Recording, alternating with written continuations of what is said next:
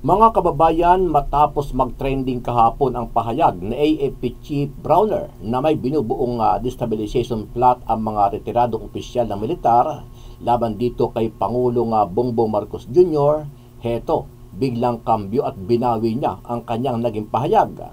It was taken out of context, no? Yung sinabi ko, I did not mention about destabilization plot. Ang sinabi ko during my statement was that may mga naririnig tayo na mga ugong-ugong ng mga destabilization efforts, no? Yun yung specific word na ginamit ko. So I did not use the word plot. Sa kanyang talumpati kahapon sa isang event sa Western Mindanao Command, sinabi niya na marami siyang naririnig na destabilization efforts ng mga retiradong opisyal ng sundalo na balak magkaroon ng kudeta laban kay Pangulong Marcos. Marami po tayong naririnig ngayon masasabi natin mga destabilization efforts. May mga nagsasabi na dapat ay magkaroon ulit ng kudeta. Dahil dito naniniwala ang ilan natin mga kababayan na posibleng pinatatahimik lang ng kampo ni Pangulong Marcos Jr. ang plano ng militar dahil hindi ito makatutulong sa administrasyon at sambayan ng Pilipino dahil sa napakaraming problema na kinakaharap ng bansa, partikular nga diyan ng usapin dyan sa pinag-aagawang West Philippine Sea. Ano ang masasabi mo dito, kabayan? Sa iyong palagay, naniniwala ka ba na may plano talagang kudeta ang militar laban dito kay Pangulong Bongbong Marcos? At kung sakaling totoo man ito, ano kaya ang dahilan at bakit gusto nilang pababain sa pwesto itong si PBBM at ipalit si Vice President Inday Sara Duterte Carpio? Sama-sama nating panuorin ang buong video at pakicomment nyo po ang inyong mga reaksyon at sariling opinyon. Pero bago yan, muli po ako nag-iimbita sa mga hindi pa po nakasubscribe sa ating channel na Kabayan News PH, pakipindot po ang subscribe button at pakiclick na rin ang notification bell para lagi kayong updated sa mga bagong upload natin na legit at napapanahong balita. Maraming pong salamat.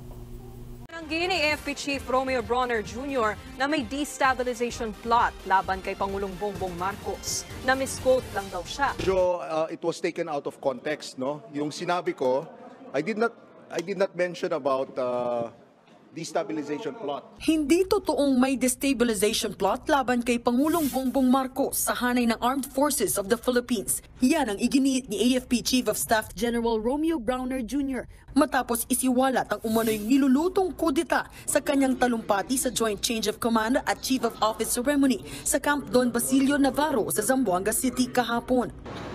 Marami po tayong naririnig ngayon masasabi natin mga destabilization efforts. May mga nagsasabi na dapat palitan ang ating Pangulo, no? Dahil sa maraming rason. May mga nagsasabi na dapat ay magkaroon ulit ng kudeta. Ang paliwanag ngayon dyan ni Brawner, Kasi pag sinabi nating plot, parang plano na ito na i-execute na lang, no? So ang sinabi ko during my statement was that may mga naririnig tayo na mga ugong-ugong ng mga destabilization efforts, no? Yun yung specific word na ginamit ko. So I did not use the word plot. Some of them were former officers of the Armed Forces of the Philippines. At nakausap ko po yung iba sa kanila. Sabi ko sa kanila, sir, you have the right to do that because we are in a democracy. But please, do not involve the active personnel of the Armed Forces of the Philippines. simpleng panghihikayat lang aniya sa mga sundalo na huwag sumama sa mga pagkilos ang kanyang sinabi sa naturang talumpati.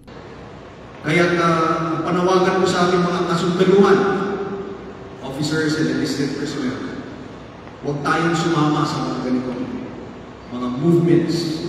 Maraming nag-encourage, hinihikayat yung individual members natin. Once we find out that any one of our active personnel are involved in this, we will act swiftly but judiciously. Okay? So huwag na. Huwag na natin tayong mag-isip. Maawa na tayo sa ating bansa. Let's give our country a chance to move forward to progress. Inulit din ni Bronner ang pahayag na yan ngayong araw. Sabi pa niya, noong September 21 pa umugong ang panghihikayat daw sa mga sundalo na sumama sa mga pagkilos kasabay ng martial law anniversary. Nauna nang sinabi ng ilan pang opisyal ng AFP na misquoted si Bronner. Unification also means that we are going to help unify the communities in our country. And this is very evident here in the area of Western Mindanao Command. When we help settle riddles, napakaraming riddle dito sa area ng Bar. And our armed forces and even our police have been very active in settling them.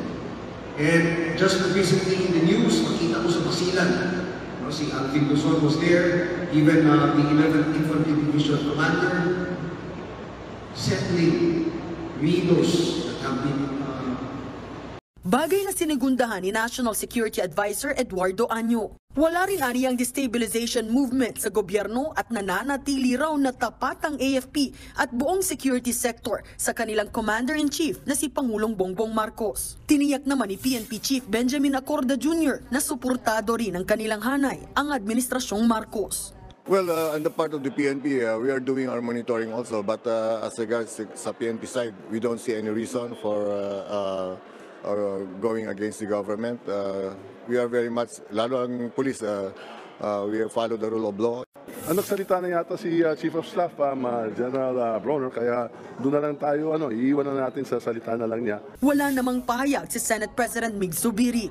Yung sinasabi nila na destabilization, eto, dinidestabilize nila etong Duterte, no? Itong Duterte na community, kumbaga, including the former president and the VP natin. Noong araw kasi, kung makikita natin, talagang pag sinabi nating DDS at loyalist, iisa lang yan eh. Ang kalaban natin ay yung faction naman ng mga Dilawan at Pinklawan. And until dumating yung even nung kampanya o kahit nung kampanya, ganun pa rin.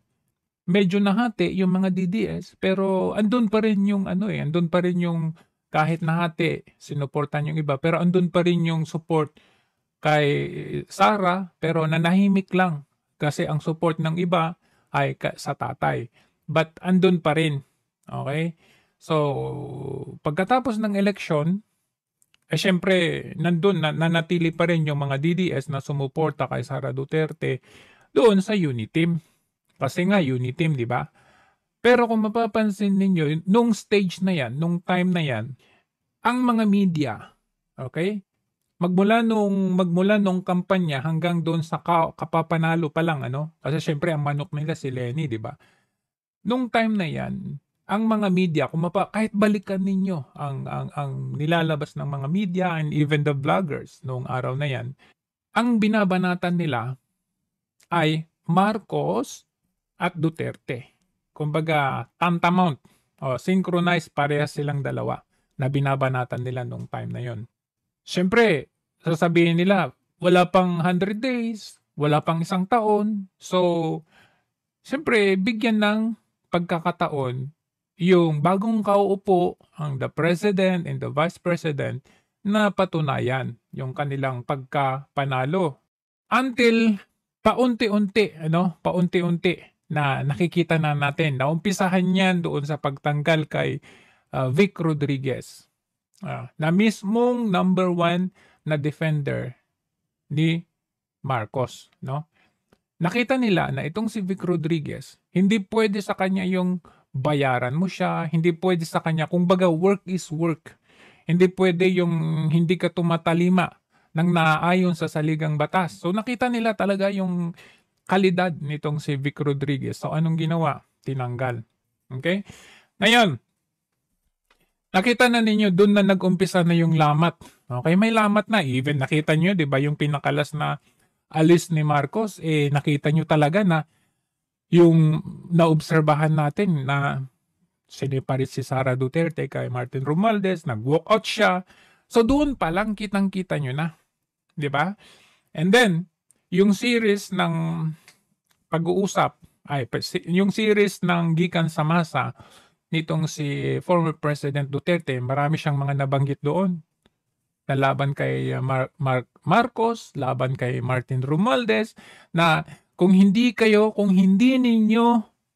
magli-liquidate, hindi nyo ipapakita sa taong bayan, okay, ang inyong mga confidential extra o kung ano-ano dyan, hindi kayo magpapa-audit ng COA, I will ask all, including military, the policemen, okay, na samahan nila ako at hindi kami magbabayad ng buwis. So, after that, nakita ninyo yung paglabas, okay, nung mga sinasabi nilang kudita. Pag sinabi natin kudita, you come to think of it, sino ang gusto nilang siraan? Kasi, ayon kay Bronner, ang sabi ni Bronner, may umuugong. Okay, mamaya iko-correct natin yung sinasabi ni Bronner. Pero ang dating nung kanyang sinasabi, may kudita laban sa gobyerno na gustong patalsikin si Marcos. So pag sinabi nating may kudita laban sa Marcos, sino ang gusto nilang tumbukin? Sino ang gusto nilang sirain? So kung nakikita ninyo yung flow of destabilization, yung flow of yung gusto nila talagang i-bring down yung mga Duterte, sunod-sunod eh. Sunod-sunod. Okay? Sunod-sunod yung ginagawa na. So makikita nyo, itong pinaka-recent ngayon ay yung sinasabi nila na kudita.